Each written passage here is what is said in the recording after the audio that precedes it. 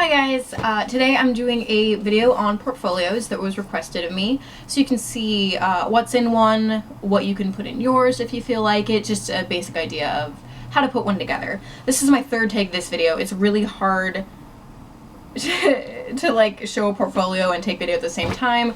I had one where it was pointed down at the table and there was the glare coming through the window and you couldn't even see the pages, and one where I was holding the camera and it was like shaking all over the place. So hopefully this one will work. Third time's the charm. And now I can't. Oh my gosh. Give me a sec. My tiny office cannot contain my video. Okay, let's see. Oh, that's back. It's already going so well. Okay, so I have my front page here, and I like the front page to just tie everything together, so I did an illustration just for the front. I really hope you can see this. Just for the front page. I chose fonts that I use throughout the whole portfolio. It's nice to have everything kind of cohesive instead of just a random mixture of stuff. So even if you can just tie like the front and the end page together or have just some sort of theme, that's a good thing to do. And okay, gotta figure this out. So here we have a table of contents, same fonts, tied all together. Resume, once again, same fonts. Statement of professional goals. This is kind of like what the objective section of a resume would say, just what you want to accomplish in your professional life. And, that might change. If you're one of my younger viewers and you're just, thinking about going to design school in the future, your idea of what you want to do might change a lot. So, it could say anything at this point. And now we're moving on to the collections. And all my collections have the same basic front page. You'll see what I mean when I show you. But it has the themed background, the font that I'll choose special for the collection, and one of my illustrations. For the fonts, I use the font website dafont.com. I'll put a link below in the video description. And I always find exactly what I'm looking for there. And it's easy to waste hours looking for fonts, believe it or not. There's a lot of really cool ones. And this is another thing that I repeat in most of my collections, like the inspiration page. Here's a little like hand-drawn, I don't know if you can see that.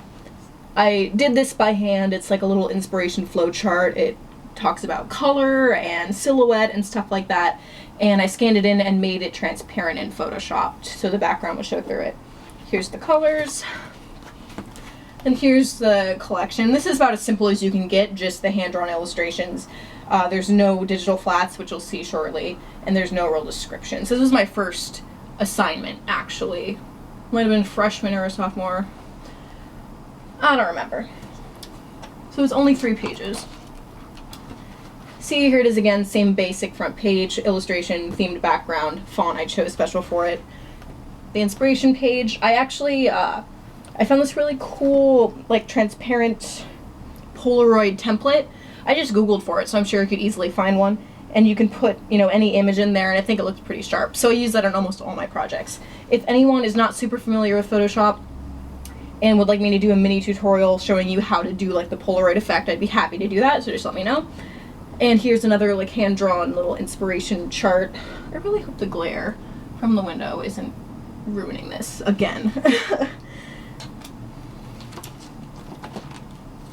And for this particular project, I did a customer profile. Basically, you make up a fake person who's going to be buying what you're designing. So you think of the ideal person who you're selling to when you just write about them. What's their name? What's their age? Their income? Are they married? What do they do for fun? What magazines do they read? What shows do they watch? It's kind of fun to do those. And here is the collection. This one's a little more complicated because I put the digital flats at the bottom. These are made with Adobe Illustrator. And Illustrator is one of those things that, unlike Photoshop, you can't really figure it out just by messing around with it. So if you get Illustrator, definitely pick up a instructional book as well. I use one called, I think it's called Classroom in a Book. And here's just a little one-page project I did. It was for a scholarship. So if you don't want to do like, a 5-page collection, that's fine, because you can fit a lot of things like inspiration, the illustration. Here's a hand-drawn flat as opposed to a digital flat. The colors, you can fit a lot of stuff on one page. This was a textile design collection I did. And as you can see, even though all the projects look different, they follow the same basic formula. And these little pattern things are what I made on Adobe Illustrator. I made brushes out of them and just described what the hypothetical textile I was designing looked like and what it was made out of here. And this is what the brush does. It adds the pattern onto the digital flat in Illustrator. Because I can add the pattern by hand on my hand-drawn illustrations, of course, but it looks really polished if you do it on Illustrator as well. So there's the last page of that one. Oh, my arm's getting sore. And so this is just an example of a specification sheet to show that I know how to grade. And grading is when you take a pattern and you change the size. So you want to go from a 6 to an 8 or from a 12 down to 8 or something like that. You can't just take the pattern and make the whole thing smaller by the same amount or the whole thing larger by the same amount. There's different ratios things have to increase by. So that's what grading is. It's one of the more complicated parts of pattern making for sure. But here's just a little chart that shows the different measurements for different sizes, hand-drawn illustration, and the hand-drawn flat. And here's more of the same, more hand-drawn flat, illustration, chart. Now, if you have actual garments you've made and not just illustrations, definitely put photos of those in as well. Here is something I did for a recycled fashion show. I made a dress out of old jeans and t-shirts. So I have the garment on the runway right there, the illustration, the themed background, same thing as usual.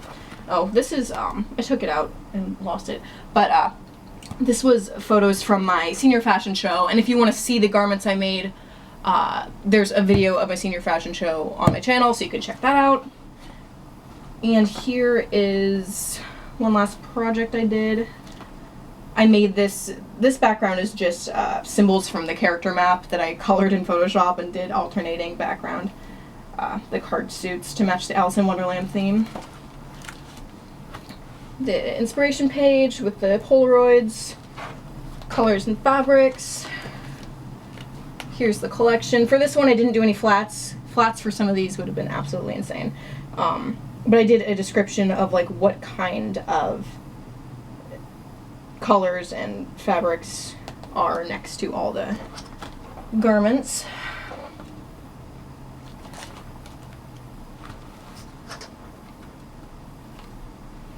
And then at the end I just put the illustrations that didn't really fit in with other collections, just to show, you know, a broader range of design skill and illustration skill, different patterns and textiles that I can render.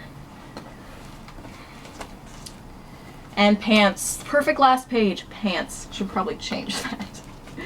And then the end is just a little page that looks very similar to the front page. It says, you know, thanks for looking, puts my contact information there again, kind of just draws everything together. So hopefully that was informative for you if you're looking to make a portfolio. And feel free to comment or message me with any questions. And I will see you guys again in a week or two. Thanks for watching. Bye.